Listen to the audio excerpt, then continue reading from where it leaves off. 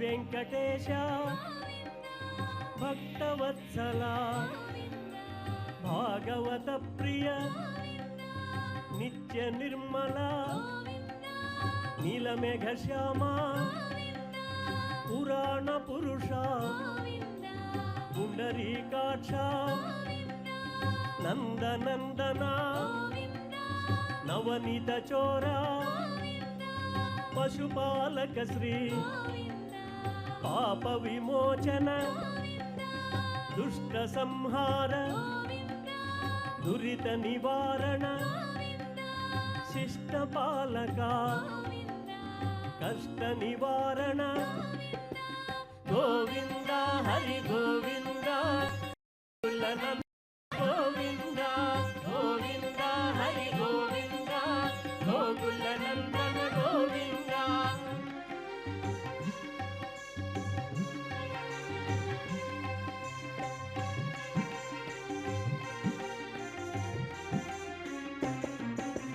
वज्र मकुटधर वराह मूर्ति गोपी जनलोल गोवर्धनोद्धार दशरथ नंदन दशमुख मर्दन पक्षिवाहना पांडव प्रिया मत्स्य कूर्मा मधुसूदन हरि वराह नृसिंह वामन भृगुराम बलरामानुज बौद्ध कल्किधर वेणुगान प्रिय वेंकटरमण गोविंद हरि गोविंद गोकुल नंदन गोविंद गोविंद हरि गोविंद गोकुल नंदन गोविंद। ओम नमो वेंकटेशाय। भक्त कोटि के लिए आज भगवान वेंकटेश्वर लघु शेष वाहन पर, जिसको तेलुगु में कहा जाता है चिन्न शेष वाहन, तो जो 5 फणों वाले नाग वाहन पर आरूढ़ होकर भगवान भक्त कोटि को दर्शन दे रहे हैं। वैसे तो ब्रह्मोत्सव में भी लघु शेष वाहन सेवा होती हैं और पहले दिन ब्रह्मोत्सव का आरंभ बड़े शेष वाहन से ही होता है। तो उसमें बड़े शेष वाहन में 7 फण होते हैं, तो लघु शेष वाहन में 5 फण होते हैं। ये पांचों फण 5 पंचभूतों के लिए प्रतीक माने जाते हैं और इसी रूप में बताया जाता है। शेष पर्वत रूपतस्य प्रकाश प्रकाश पराया, अर्थात यह इसको वराह पुराण में यह बताया गया है और श्री भगवान वेंकटेश्वर के अष्टोत्तर नामावली में भी इसी रूप में बताया गया है कि बड़े शेषवाहन अगर सप्तगिरियों के लिए प्रतीक माने जाते हैं और वो सप्त फण से विराजमान होकर उस वाहन पर आरूढ़ होते हैं। अभी आप देख सकते हैं भगवान वेंकटेश्वर की सुंदर छवि को, जितने सर्वालंकार भूषित के रूप में भगवान वेंकटेश्वर तिरुमला के 4 माड़वीधियों में भक्त कोटि को दर्शन दे रहे हैं। शुद्ध माघ सप्तमी के दिन पर, इस रूप में रथ सप्तमी माने जाने वाले इस दिन पर भगवान 7 वाहनों पर अधिरोहित होते हुए 4 माड़वीधियों में प्रदक्षिणा के रूप में विहार के लिए आते हैं और भक्त कोटि को अपना दर्शन देते हैं। इस रूप में दर्शन देने के द्वारा वे भक्त कोटि की सभी मनोवांछाओं की पूर्ति करने के लिए प्रतिबद्धित होते हैं। यानी इस प्रकार भक्त अपनी इच्छाओं को भगवान के सम्मुख रखने के लिए ऐसे अवसर बहुत कम मिलते हैं। वैसे तो तिरुमला में प्रत्येक दिन पर्व दिन ही माना जाता है, क्योंकि वहाँ पर अनेक प्रकार की पूजा पाठ होते हैं और पर्व मनाए जाते हैं, उत्सव भी मनाए जाते हैं। उनमें से दैनिक उत्सव होते हैं, मासिक उत्सव होते हैं, पक्षोत्सव होते हैं और अर्धवार्षिक उत्सव होते हैं, वार्षिकोत्सव भी होते हैं, और इन सब से बढ़कर ब्रह्मोत्सव, जिनको सालाना 2 बार किए जाते हैं, और अधिक मास आने पर उस वर्ष में 2 बार किए जाते हैं, नहीं तो ब्रह्मोत्सव 1 बार ही किया जाता है। तो ब्रह्मोत्सव की वेला भगवान अनेक प्रकार के जो वाहनों पर, लगभग 9 वाहनों पर 9 दिन के लिए इसी रूप में वाहनारूढ़ होकर भक्त कोटि को अपने दर्शन देते हैं। तो इन सभी का जो फल आज भक्त कोटि को एक ही दिन मिलने वाला है, वह और कोई दिन नहीं है, रथ सप्तमी के दिन पर। क्योंकि इस दिन में दोनों माँ पद्मावती तिरुचानूर में और भगवान वेंकटेश्वर तिरुमला में वाहनों पर आरूढ़ होकर भक्त कोटि को दर्शन देते हैं और अपने दिव्य आभा से उनके जीवन को धन्य बनाते हैं। इस रूप में नाग वाहन के बारे में, शेष वाहन के इसके बारे में यह भी बताया जाता है कि ये नाग फण और पूंछ रखने वाले एक प्रकार की देव जाति के ही सृष्टि हैं, ये देव जाति के ही लोग हैं। वे किसी भी रूप का धारण कर सकते हैं, अर्थात सूक्ष्म रूप में भी वे इसी प्रकार इस धरती पर जीवन कर सकते हैं, रह सकते हैं। अर्थात इस विश्व को प्रपंच नाम से भी बताया जाता है। इसका अर्थ यही है कि प्रपंच का अर्थ यही है, विस्तरित होने वाला है। अर्थात इस विश्व की व्याप्ति 5 तत्वों से भरा हुआ होता है। तो उन 5 तत्वों के लिए प्रतीक के रूप में यह पंचफन वाला लघु शेष वाहन को मानते हैं। तो इस पृथ्वी के इस 5 तत्वों के लिए प्रतीक के रूप में माने जाने वाले चिन्ह शेष वाहन यानी लघु शेष वाहन और कोई नहीं है, विष्णु का ही एक और रूप है, जो विश्वम विष्णु, इस रूप में विष्णु सहस्रनाम स्तोत्र में बताया जाता है। इसका अर्थ यही है कि इस विश्व का आरंभ विष्णु से ही होता है, और इसका अर्थ यही है कि विष्णु से ही विश्व का आरंभ होता है। विश्व का अर्थ ये विष्णु ही है, यानी पृथ्वी स्थिति कारक भगवान विष्णु ही हैं, और वे ही कल युग में वैकुंठपति वेंकटेश्वर यहाँ तिरुमला में आविर्भूत हुए हैं। अर्थात इस पूरे विश्व के लिए आधार बनकर उसको स्थिति कारक के रूप में व्यवहार करने वाले भगवान ही विष्णु हैं, और वे ही आज कलयुग वैकुंठपति के रूप में, भगवान वेंकटेश्वर के रूप में तिरुमला में विद्यमान है। तो ऐसे विशेष रूप से मतलब विद्यमान होने वाले भगवान वेंकटेश्वर पर्व दिनों में रूप में वाहन होकर तिरुमला के 4 माड़ विधियों में प्रदक्षिणा के द्वारा भक्त कोटि को अपना दर्शन देते हैं। तो इस रूप में कहना और अतिशयोक्ति नहीं होगी कि स्वामी विश्वाधार भी हैं। विश्वाधार का मतलब पूरे विश्व को अपने में धरने वाला, अर्थात इस पूरे विश्व ही उनकी ही धारणा है और उनके द्वारा जो धारित किया हुआ है। अर्थात इस पूरे विश्व के लिए नायक, विश्व नायक, लोक नायक भी कह सकते हैं। ऐसे विश्व को धारण करने वाला मतलब धारने वाला और उसकी रक्षा करने वाला भगवान ही वेंकटेश्वर हैं, और वे उनको ही कलियुग वेंकटपति ही कहते हैं। इसीलिए कहते हैं वेंकटाद्रि समम स्थानम ब्रह्मांडे नास्ति किंचना वेंकटेशो समो देवो न भूतो न भविष्यत। अर्थात वेंकटाद्रि से बढ़कर और कोई इस विश्व में नहीं है, और वेंकटेश्वर से बढ़कर और कोई भगवान नहीं है।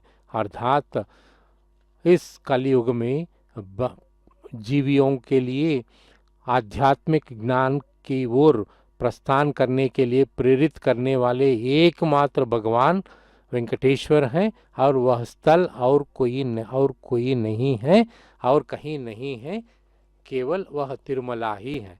यानी तिरुमला पहाड़ में प्रत्येक पग पग में भगवान की भक्ति से प्रेरित और विशेष महत्व रखने वाले हैं। अभी आप देख सकते हैं, भगवान के चरणों को देख सकते हैं। उन दिव्य चरणों को देखने से और उनके दिव्य मंगल रूप को एक पल भर के लिए अगर हम देख पाएँ तो हमारा जन्म धन्य हो जाता है। जिस रूप में बताया जाता है कि उनके लिए जो सुसज्जित करने वाले आभूषण विश्व भर में और किसी के पास नहीं होते हैं। ने जो विश्व प्रसिद्ध जो आभूषणों से मतलब सजाए हुए भगवान की मूर्ति को, उत्सव मूर्ति को यहाँ पर लघु शेष वाहन पर रखकर भगवान को तिरुमला के 4 माड़ वीथियों में दर्शन के लिए ले आ रहे हैं और अर्चक स्वामी भी उनके लिए आरती उतारने के लिए अभी प्रयत्न कर रहे हैं।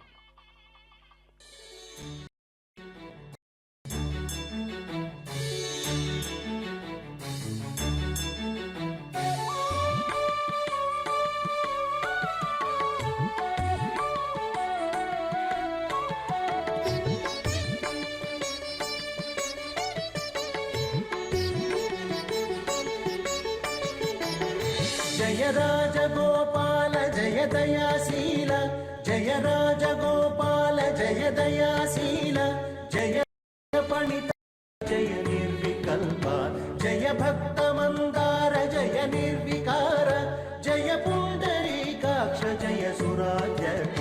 जय राजगोपाल जय दयाशील, जय राजगोपाल जय दयाशील, जय शेष फणिकल्प जय निर्विकल्प, जय भक्त मंदार जय निर्विकार, जय पुंडरीकाक्ष जय सुराध्यक्ष।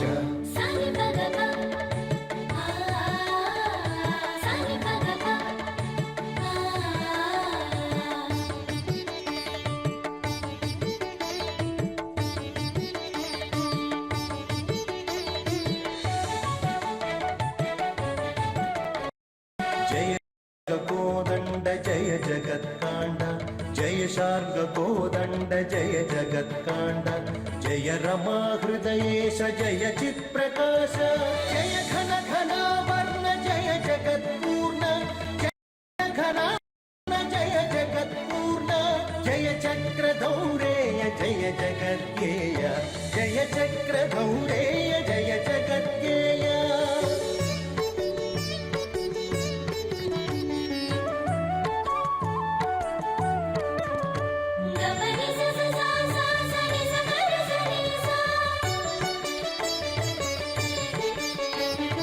जय विहंगतुरंग कृपा, जय विहंगतुरंग जय कृपामांग, जय देवमूर्धन्य जय जगन्मान्य, साक्षात्कరించి మా చనువు పాలించి, సాక్షాత్కరించి మా చనువు పాలించి, రక్షింపు మము చాల రాజగోపాల, రక్షింపు మము చాల రాజగోపాల।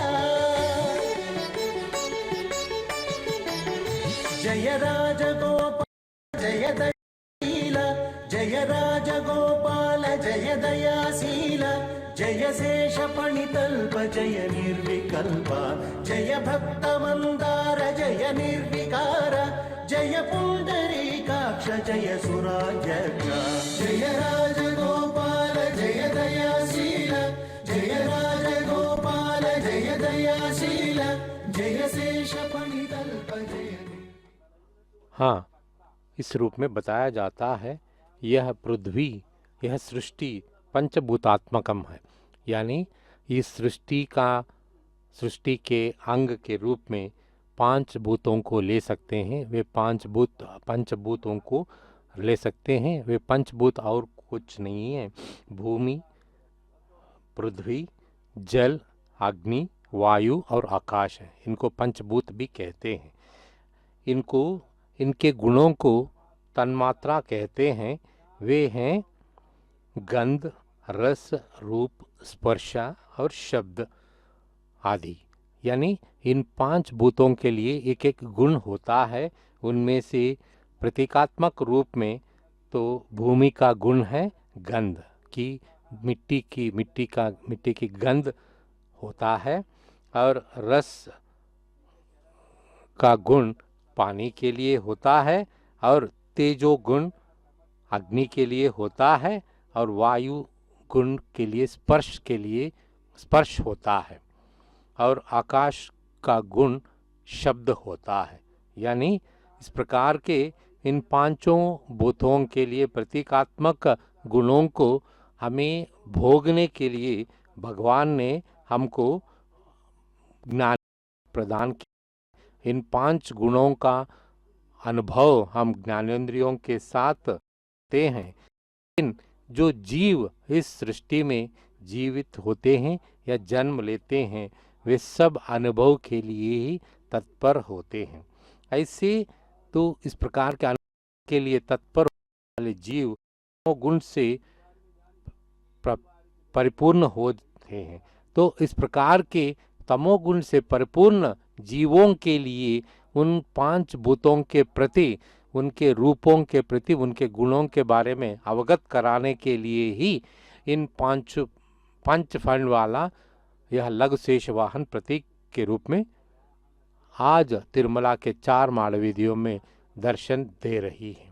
यानी भगवान वेंकटेश्वर 5 तत्वों, पंचभूतों सहित या पंचभूतों के लिए प्रतीक माने जाने वाले इस लघु शेष वाहन पर आरूढ़ होकर हमें भक्त कोटि को यानी जीवों को अपने पंचभूत तत्वों के बारे में बता रहे हैं या ज्ञान, आध्यात्मिक ज्ञान प्रदान कर रहे हैं। इस प्रकार प्रदत्त आध्यात्मिक ज्ञान से व्यक्ति अपने आचरण को बदल सकता है। जब व्यक्ति अपने आचरण को बदलने के द्वारा वह समाज के लिए हितकारी बनता है, और बनने के द्वारा वह समस्त राष्ट्र की श्रेयस के लिए काम करता है, तब पृथ्वी मंडल में शांति ही बनी रहती। अभी आप देख सकते हैं कुछ ललनाएं अपने नृत्य को प्रदर्शित कर रही हैं।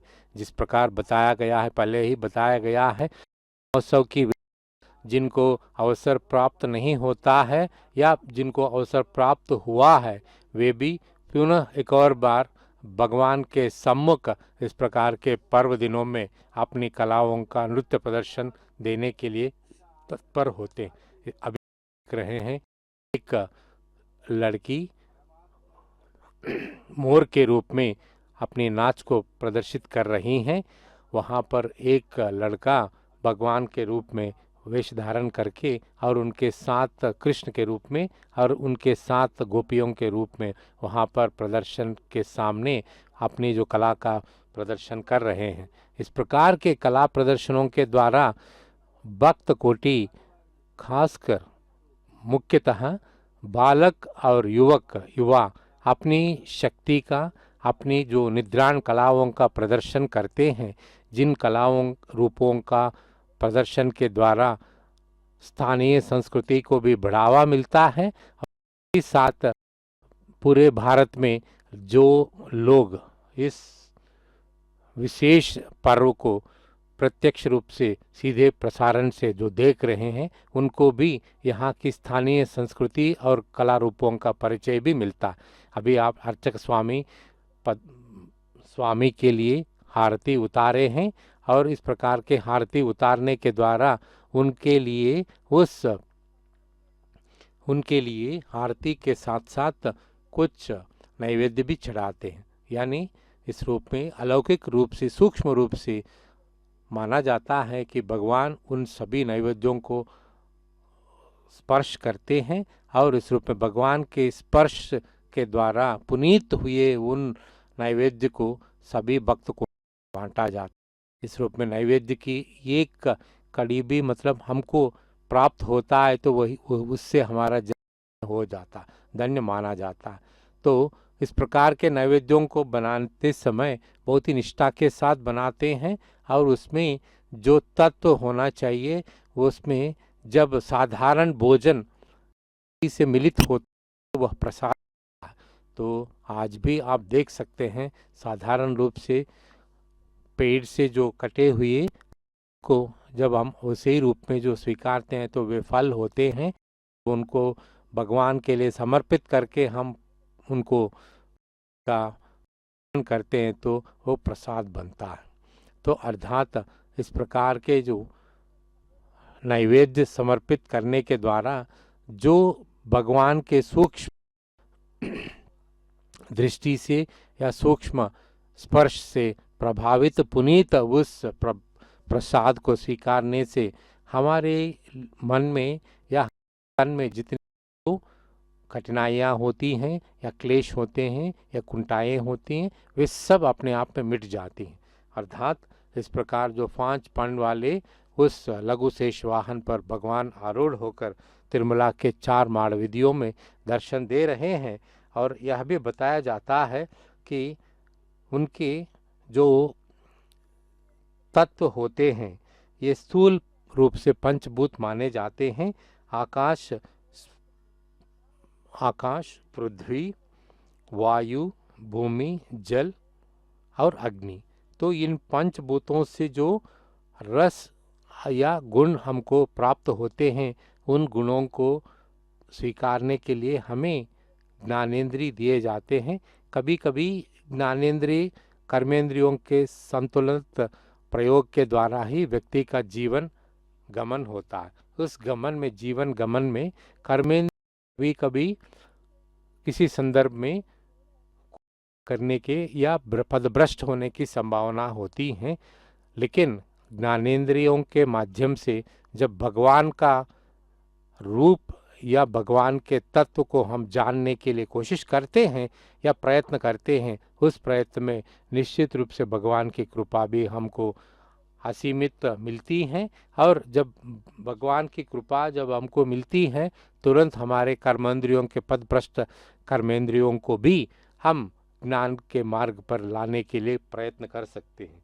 इसी रूप में जब प्रयत्न करते हैं तो व्यक्ति में रजोगुण का तमन या शांत अपने आप में हो जाता है। जब रजोगुण जब थम जाता है तब उसमें सत्व गुण का प्रादुर्भाव होता है। जब सत्व गुण प्रादुर्भाव होता है का आचरण बहुत ही सुसरल और सुगम होता है। सुगम आचरण से व्यक्ति अपने ही परिवार के लिए नहीं बल्कि राष्ट्र के लिए भी हितकारी होता है। और इस प्रकार के जो 5 भूतों के लिए 5 रजोगुणांश भी हमको मालूम होते, वे हैं वृत्ति भेद के अनुसार यह बताया जाता है। वे हैं पंचभूतों के लिए जो हमें जो भेद या गुणांश जो हमको मिलते हैं वे ये हैं प्राण, अपानम, समानम, उदानम, व्यासम। तो ये अवान्तर भेद भी कहते हैं इनको। ये ज्ञानेंद्रिय और कर्मेंद्रिय और पंचभूत सब के सब 5 होते हैं, लेकिन हमारे लिए मन और बुद्धि 2 ही हैं। तो ये दोनों और ये 5 मतलब ये 15 जो 15 जो गुण होते हैं ज्ञानेंद्रिय 5, कर्मेंद्रिय 5 और पंचभूत 5, कुल मिलाकर 15 होते हैं। और मन और बुद्धि और इन दोनों से मिलकर जो 17 होते हैं तो इनको ही सूक्ष्म शरीर कहते हैं। ऐसे सूक्ष्म शरीर का अर्थ यही होता है कि जो प्राण से रहने वाले व्यक्ति वह उस व्यक्ति में इन सभी चीज़ों का प्रादुर्भावित करने के लिए ऐसे रथोत्सव में भाग लेना अनिवार्य होता है।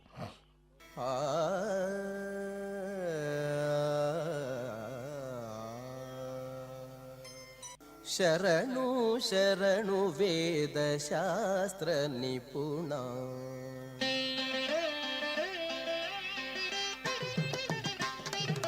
శరణు శరణు వేద శాస్త్ర నిపుణ నీకు అరుదైన రామ కార్య దురంధర శరణు శరణు వేద శాస్త్ర నిపుణ నీకు అరుదైన రామ కార్య దురంధర శరణు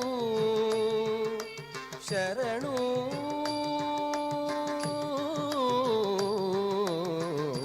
శరణు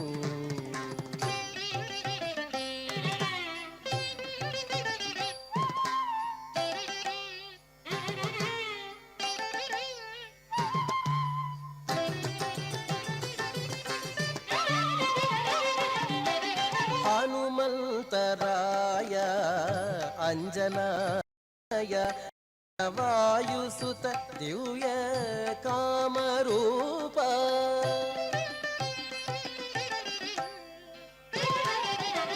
హనుమంతరాయ అంజనాతనయ ఘనవాయుసుత దివ్య కామరూప అనుపమలంకా దహన వార్థిలంకన అనుపమలంకా దహన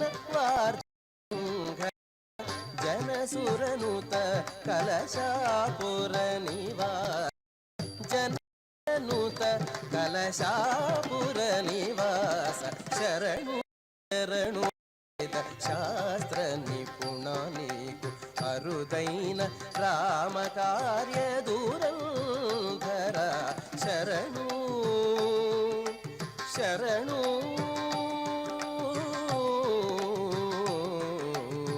శరణు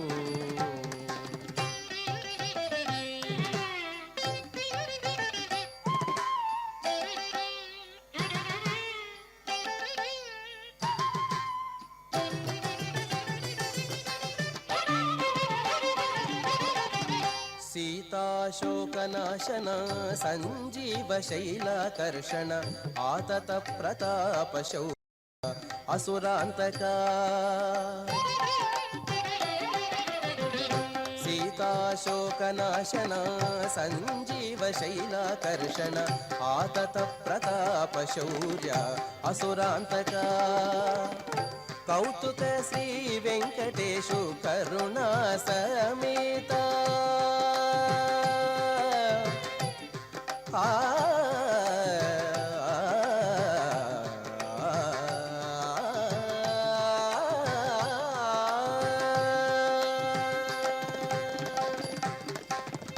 కౌతుక శ్రీ వెంకటేశు కరుణా సమేత కౌతుక శ్రీ వెంకటేశు కరుణా సమేత శాతకుంభవర్ణ కలశాపుర నివాస శాతకుంభవర్ణ కలశాపుర నివాస శరణు శరణు వేద శాస్త్ర నిపుణ నీకు అరుదైన రామ కార్య దూరంధర శరణు శరణు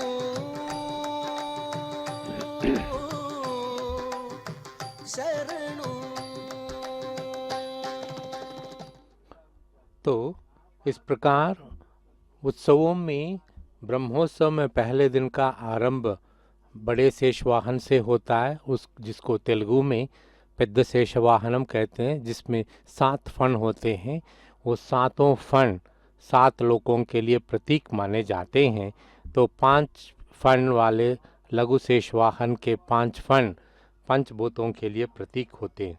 वैसे तो बताया जाता है इस प्रकार सिर्फ यहाँ पर केवल तिरुमला में ही दोनों शेष वाहनों का उपयोग किया जाता है।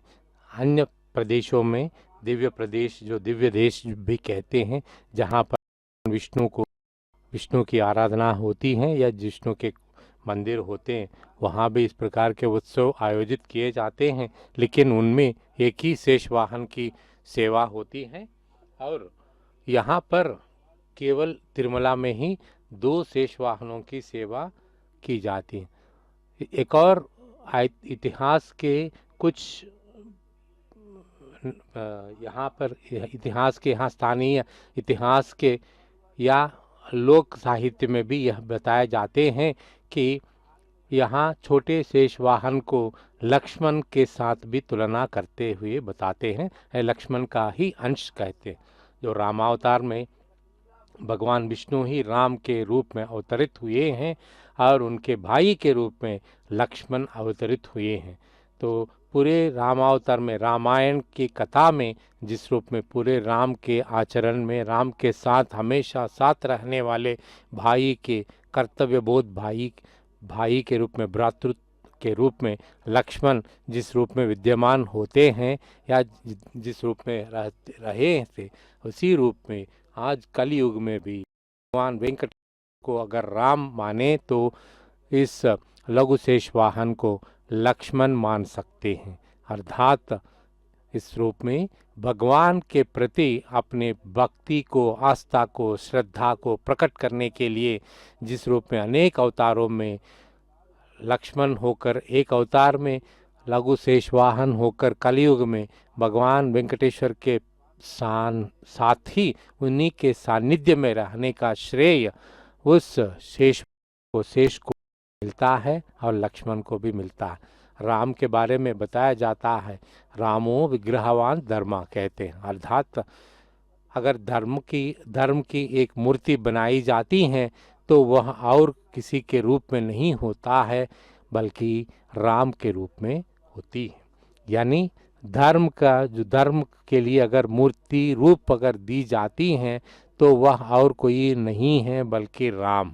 अर्थात अपने पूरे जीवन भर उन्होंने, राम ने न केवल अपनी कर्मों से, अपने जो पथ प्रदर्शन से, अपने कर्तव्य निष्ठा से, अपने भ्रातृ भावना से, अपने पतित्व से और शिष्यत्व से और पुत्रत्व से सबको आनंदित किया है। जिसे बताया जाता है राम को एक सफल आज्ञाकारी पुत्र के रूप में, दशरथ नंदन के रूप में हम जानते हैं और इसी रूप में विश्वामित्र के जो शिष्य के रूप में भी हम जानते हैं और इसी रूप में अयोध्यापुरी राजा के रूप में जानते हैं और जनक के दामाद के रूप में भी जानते हैं और सीतापति के रूप में भी हम जानते हैं और इसी रूप में लक्ष्मणाग्रज के रूप में भी हम जानते हैं और हनुमान के लिए अपने प्रभु के रूप में भी जानते हैं।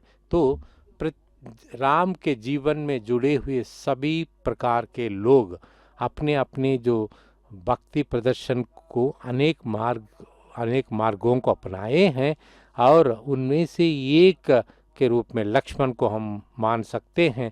वही लघु शेष वाहन के रूप में हमेशा के लिए भगवान के साथ ही रहने के अर्थ में यहाँ स्थानीय जो इतिहास या लोक संस्कृति के कुछ कथाओं में प्रचलित है, वे भी बताए जाते हैं। यहाँ के आंध्र प्रदेश की स्थानीय संस्कृति के जो कुछ नृत्य प्रदर्शन को वहाँ पर आप पटल पर देख सकते हैं।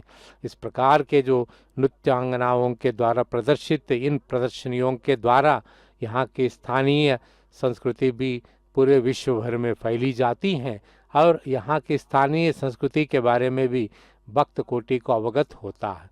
अर्थात यहाँ स्थानीय संस्कृतियों का प्रदर्शन करने के द्वारा हम यह भी बताना चाहते हैं कि यहाँ की स्थानीय संस्कृति भी सांस्कृतिक रूप से इतनी जो उन्नत है और यहाँ के स्थानीय संस्कृति में भक्ति भावना किस रूप में सम्मिलित है। अर्थात इस प्रकार के उत्सवों में भाग लेने के द्वारा कलाकार अपने अपनी कलाओं का या कला रूपों का प्रदर्शन करने के साथ साथ लोगों के मनोभाव को भी बढ़ाते हैं और साथ ही साथ भगवान के प्रति अपनी भक्ति को भी प्रदर्शित कर सकते हैं।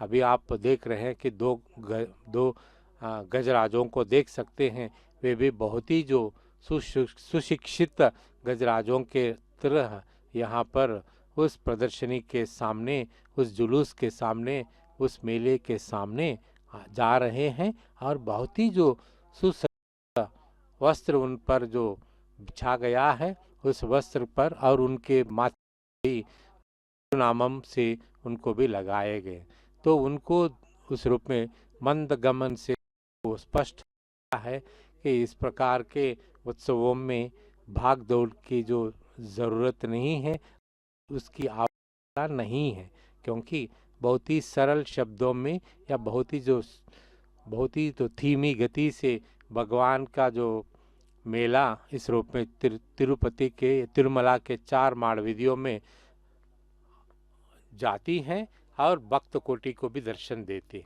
इस पूरे जो पूरा उसका इस पूरे इस पर्व का पूरा प्रयोजन उसी से संबंधित होकर हम देख सकते हैं, या इससे हम समझ सकते हैं कि ब्रह्मोत्सव के दौरान या ब्रह्मोत्सव के समय 9 दिन में अनेक प्रकार के वाहनों पर आरूढ़ होकर भगवान हमको दर्शन देते हैं, जबकि रथ सप्तमी के दिन पर एक ही दिन में वो उसका पूरा दर्शन भाग्य हमको मिलता है।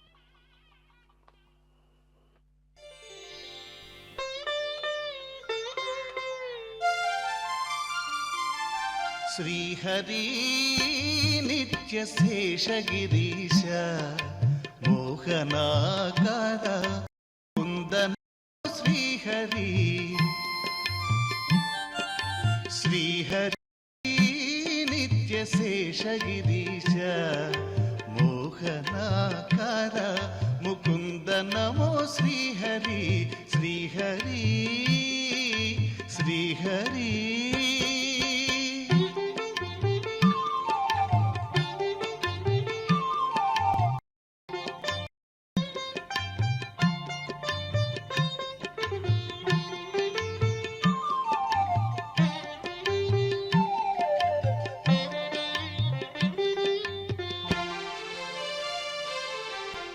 देवकी सुत देव वामना गोविंद गोप गोपीनाथ श्रीहरि देवकी सुत देव वामना गोविंद गोप गोपीनाथ श्रीहरि गोवर्धन धर गोकुल पालका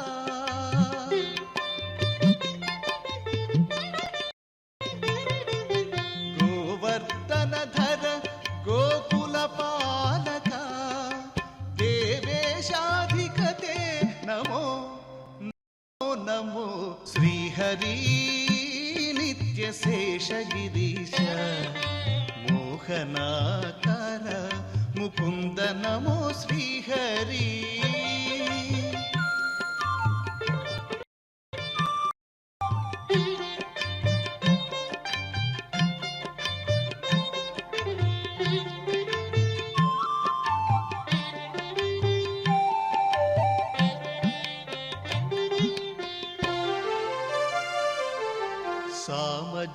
सामजावन सारंगपाणि वामना कृष्ण वासुदेव श्रीहरि सामजावन सारंगपाणि वामना कृष्ण वासुदेव श्रीहरि राम नाम नारायण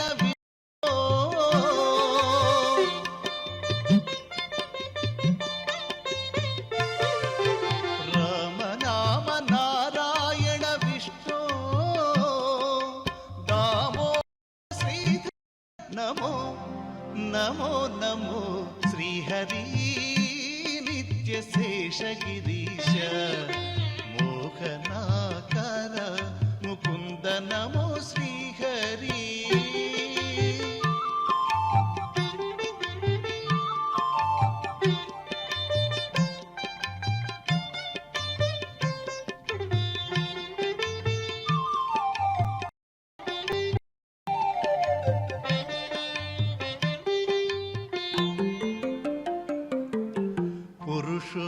पुरुषोत्तम पुंडरीकाक्ष गरुड़ध्वज करुणानिधि श्रीहरि पुरुषोत्तम पुंडरीकाक्ष गरुड़ध्वज करुणानिधि श्रीहरि चिरंतनाच्युत శ్రీ వెంకటేశ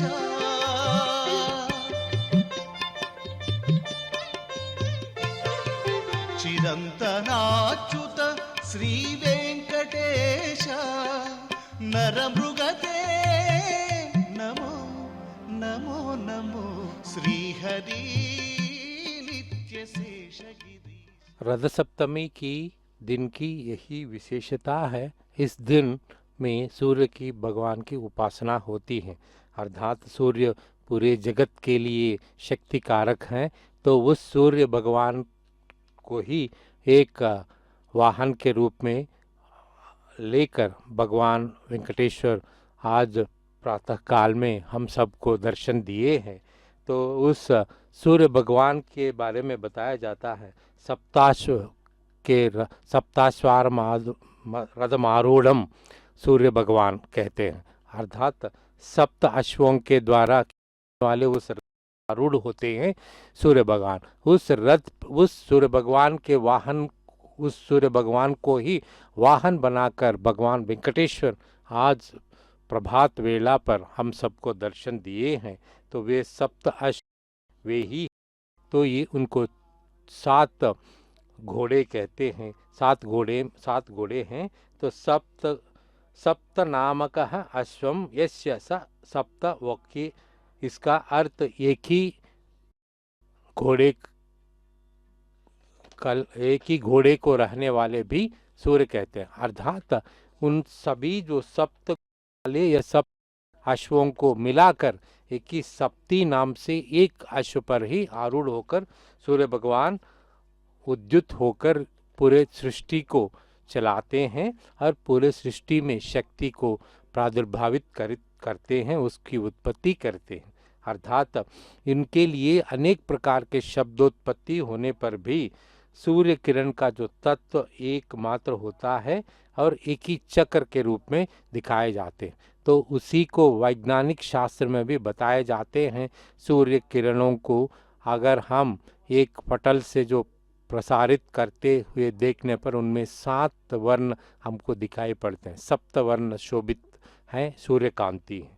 तो उस प्रकार के 7 वर्ण शोभित उस सूर्यकांति के लिए जो एक ही जो तत्व माने जाते हैं वही सप्ती कहा जाता है। उस सप्ती अश्व पर ही भगवान सूर्य आरूढ़ होकर पूरे समस्त पृथ्वी को प्रकाश से आलोकित करते हैं, आभा से पुनीत करते हैं। तो उसके बारे में बताया जाता है, एक चक्र रथम रथः रमन्तेत्र, अर्थात रथ में बैठकर वह रमनते, रमने का मतलब वो उस प्रदेश से एक स्थल से दूसरे स्थल तक जाते हैं। रमने का अर्थ यही है कि गमन। तो रथ पर आरूढ़ होकर, रथ पर अधिरोहित होकर सूर्य रमित होते हैं, यानी गमित होते हैं, अर्थात एक प्रदेश से दूसरे प्रदेश तक। हम सबको मालूम है, हम सबको ज्ञात है कि पृथ्वी एक गोलाकार में है। तो गोल पृथ्वी अपने आप में परिभ्रमित होता है और सूर्य के साथ भी परिभ्रमित होता है। जब इस रूप में परिभ्रमित होने वाले, जब सूर्य के किरणों एक ओर, जब सूर्य की जो कांति छा जाती हैं तो दूसरी ओर चंद्रमा की लालिमा हमको दिखाई पड़ती है। अर्थात कांति हमारे लिए ज्ञान के लिए ज्ञानकारक है और आनंद कारक भी है, क्योंकि रात्रि निशा हमारे लिए अज्ञान के लिए सूचक बनता है। रात्रि वेला हम आराम करते हैं और विश्रांति के समय पर हमारे जो कर्म बहुत ही निःशब्द तरीके से होते हैं और बहुत ही कम काम करने लायक होते हैं और काम नहीं कर पाने की स्थिति में रह जाते हैं। ऐसे में हमारे लिए आनंद प्रदान करने वाला ही सूर्य है और उस सूर्य की उपासना के नाम पर रथ सप्तमी की जो पूजा या पर्व मनाया जाता है, उसमें भगवान वेंकटेश्वर 7 वाहन पर तिरुमला के माड़ विधियों में हमें भक्त कोटि को दर्शन देते हैं। तो अर्थात ब्रह्मोत्सव की वेला में 9 दिनों में जितने वाहनों की सेवा होती हैं, उन सब की समावेश करते हुए, उन सबका समावेश करते हुए आज रथ सप्तमी के दिन एक दिन में ही सभी प्रकार के वाहन सेवाएं होती हैं और उन वाहन सेवाओं में भाग लेने के द्वारा भक्त को भी प्रभावित होते हैं और पुनीत हो जाते हैं। अर्थात इस प्रकार का अर्थ भी बताया जाता है। चक्र का अर्थ यही है, रथ को गमित करने वाला, यानी उस रथ को, मन को, अगर शरीर अगर रथ माना जाता है तो उसमें होने वाले उसको चालक के रूप में हम आत्मा को मान सकते हैं और उस आत्मा को अपने नियंत्रण में रखकर चलाने वाला भगवान होता है। और ऐसे सूर्य भगवान को एक वाहन बनाकर भगवान वेंकटेश्वर आज तिरुमला के 4 माड़वेदियों में दर्शन दे रहे हैं। तो आप अनुमान लगा सकते हैं कि भगवान सर्वांतर्यामी हैं और सर्वशक्तिमान है। ऐसे शक्तिमान भगवान वेंकटेश्वर अपने एक भक्त की जो आत्मा को सुचारू ढंग से चलने के लिए इस प्रकार के वाहनों की सेवाओं के द्वारा और रथों से सेवाओं पर्वों के द्वारा और रथ सप्तमी के दिन इस प्रकार के जो भोग देने के द्वारा अपनी भक्ति भोग को के द्वारा तो एक अवसर प्रदान करते हैं। उस अवसर का जो परिपूर्ण रूप से उपयोग उठाते हुए भक्त कोटि उसमें भाग लेकर अपने जन्म को धन्य मानने के लिए प्रयत्न करते हैं। आप देख सकते हैं जितनी बड़ी तादाद में भक्त कोटि पर विद्यमान है। अभी समस्त प्रकार के प्राणी कोटि भी भगवान की सेवा में उत्सव में भाग लेते हुए अपनी भक्ति प्रदर्शित कर बहुत ही धीमी गति से जो उनके भगवान के वाहन को ढोते हुए ढोलियों के रूप में वहाँ पर कुछ लोग कितने भाग्यशाली होंगे कि भगवान को अपने कंधों पर ढोते हुए भोग वहाँ पर मंदिर की जो सेवा करने के द्वारा वे अपने जन्म को धन्य कर सकते हैं।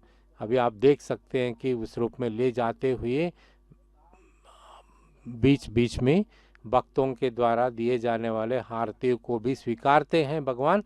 और हारतियों को स्वीकारने का अर्थ यही होता है कि भक्त अपनी भक्ति का प्रदर्शन तो करते ही हैं और साथ ही साथ उनकी अपनी मनोकामनाओं को भी भगवान के सम्मुख रखते हैं। इस प्रकार भगवान के सम्मुख अपनी मनोकामनाओं को रखने के द्वारा वे लोग अपने आचरण को बदल सकते हैं और उनके जीवन में जो क्लेश हैं, जो कठिनाइयाँ हैं या दुख हैं, वे सब अपने आप में मिट जाती हैं।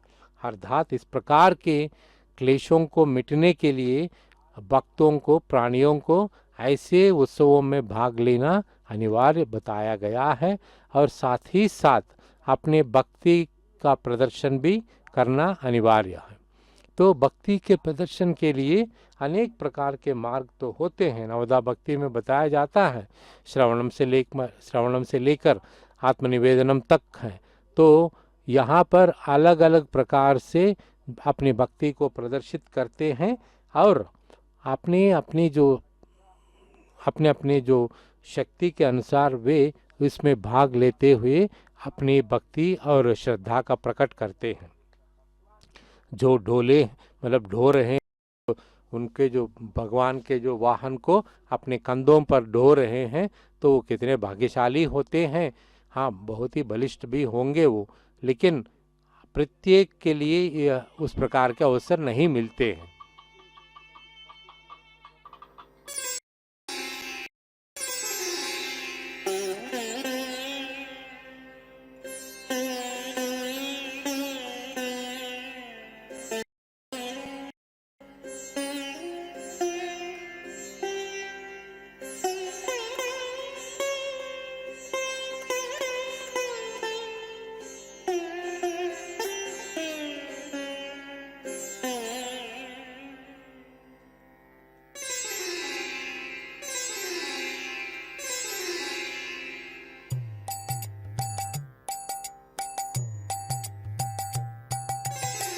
सेवे भावे श्रीवृन्दम् श्रीवृन्दम् श्रीवल्लभ चिन्तानन्दं सेवे भावे श्रीवृन्दम् श्रीवल्लभ चिन्तानन्दं सेवे भावे श्रीवृन्दम्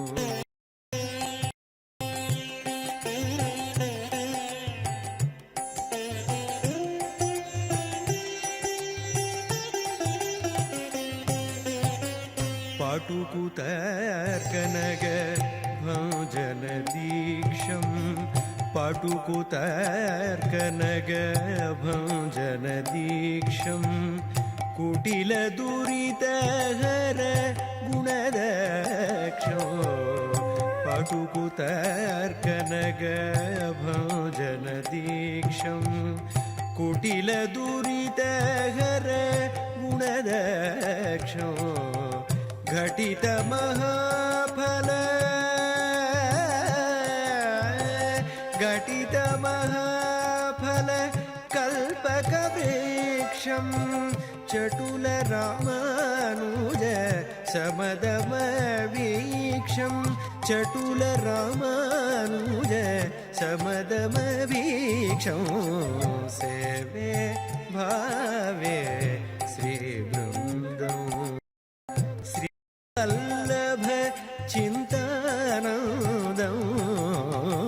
सेवे भावे श्रीवृन्दम्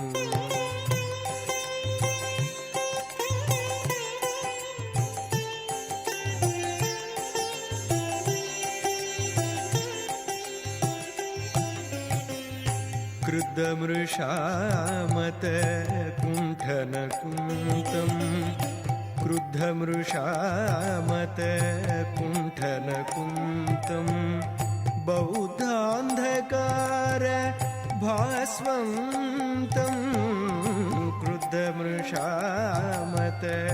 कुण्ठनकुन्तं बौद्धान्धकार भास्वन्तं शुद्धचेदमणि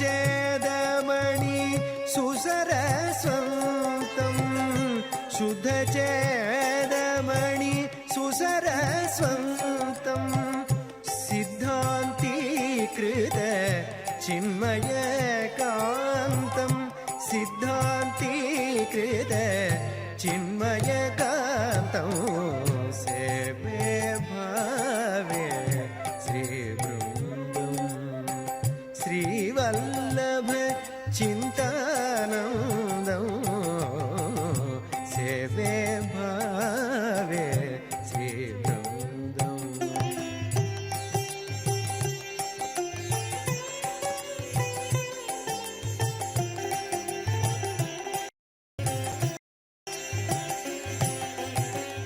चार्वाक गहन चण्डकुठारं चार्वाक गहन चण्डकुठारं सर्वापशास्त्र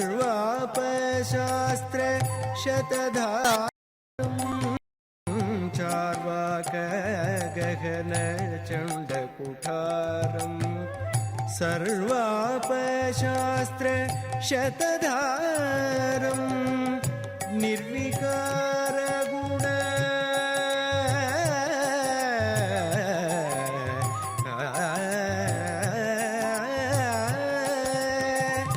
निर्विकार गुण निबिड श्री वेंकट निर्विकार गुण निबिड श्री वेंकट उर्वीधर संयोग गवीरम उर्वीधर संयोग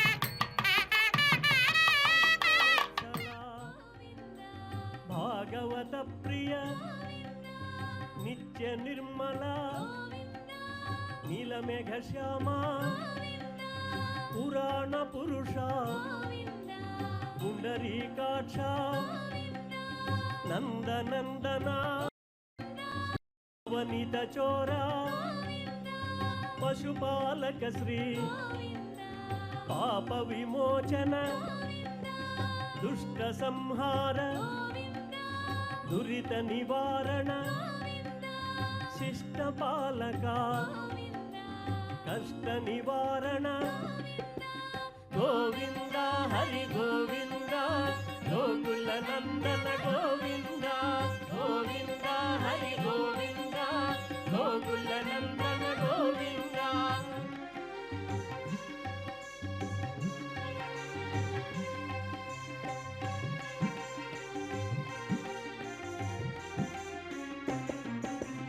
వజ్రమకుటధర వరాహమూర్తి గోపీ జనలోల గోవర్ధనోద్ధార దశరథ నందన దశముఖమర్దన పక్షివాహన పాండవ ప్రియ మత్స్యకూర్మ మధుసూదరి వరాహ నృసింహ వామన భృగురామ బలరామానుజ బౌద్ధ కల్కిధర వేణుగాన ప్రియ వెంకటరమణ గోవింద హరి గోవింద గోకుల నందన గోవింద గోవింద హరి గోవింద గోకుల నందన గోవింద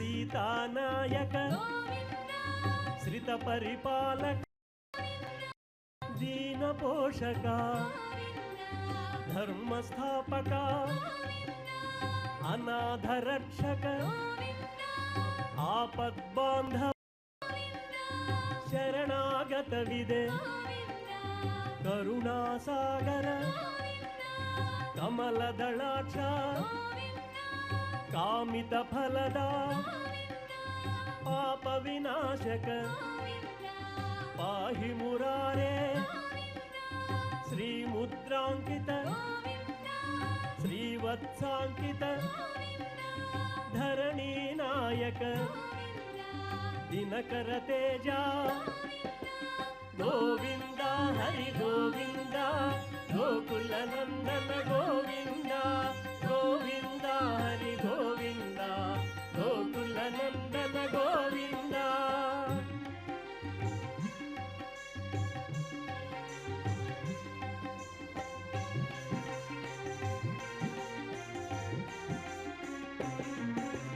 పద్మావతి ప్రియ